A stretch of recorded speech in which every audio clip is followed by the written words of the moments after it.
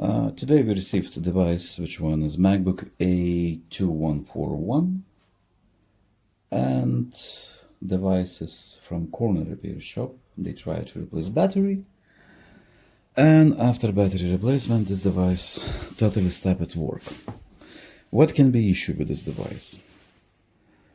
In 99% of all cases, when this model device stops to work with the battery replacement, after battery replacement, is very simple.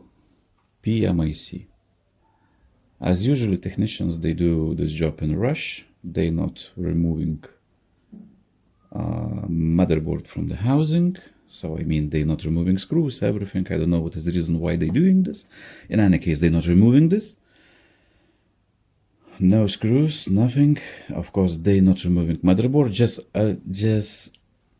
They just a little bit removing some screws from the bottom side of the motherboard.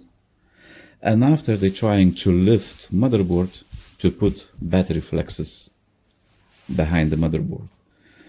In such condition, motherboard is bent and PMIC gets disconnected from the motherboard, what creates no power issue.